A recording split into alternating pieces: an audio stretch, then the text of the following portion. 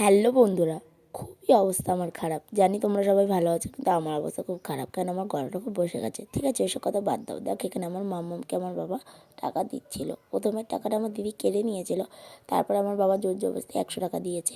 আর এখানে দেখো আমার মাম্মাম আর হলো আমার দিদি আর জামাইবাবু চলে গেছে।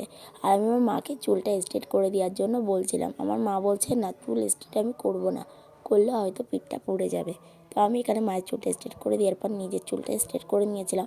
তো আমারটা হয়তো বোঝা যাচ্ছে না এই ক্যামেরাতে, কেন অনেকক্ষণ ঠাকুর দেখার পর চুলের অবস্থা এই হয়েছিল। আর আমার চুলটা কিন্তু আগের থেকে অনেকটাই ছোটো, কারণ আমি কেটে দিয়েছিলাম চুলটা। দেখো আমার বান্ধবী আমার ভিডিওর মাঝখানে চলো কোথায় কোথায় ঠাকুর দেখলাম সেটাই তোমাদেরকে বলে দিই। এইটা ছিল আমাদের ফায়ার ব্রিগেডের আগের ঠাকুর, মানে বারাসাতে। যারা যারা ফায়ার ব্রিগেডের কাছে থাকো তারা কিন্তু অবশ্যই জানবে এই ঠাকুরটা। তো চলো ঠাকুরটা তোমাদেরকে দেখিয়ে দিই কেমন হয়েছে। দেখো ঠাকুরটা কিন্তু সত্যি খুব সুন্দর হয়েছে, মানে প্যান্ডেল অনুযায়ী ঠাকুরটা খুব সুন্দর হয়েছে।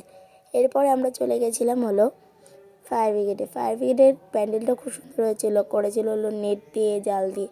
আর ওখানে ঝাড়বাতিটা আমার কাছে খুব অসাধারণ লেগেছে। তো চলো তোমাদেরকে ঝাড়বাতিটা দেখিয়ে দিই।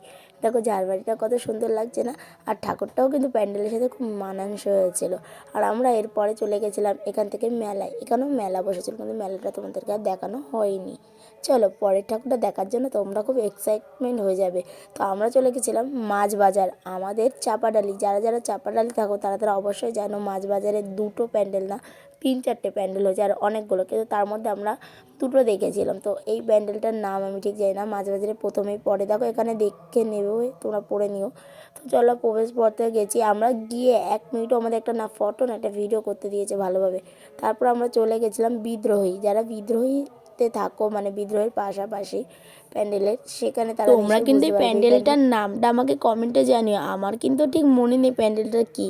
তো চলো এই বিদ্রোহী প্যান্ডেলটা আমরা দেখা কমপ্লিট হয়ে গেছে, লাস্ট ছিল এটাই। এবার আমি বাড়ি যাওয়ার পালা।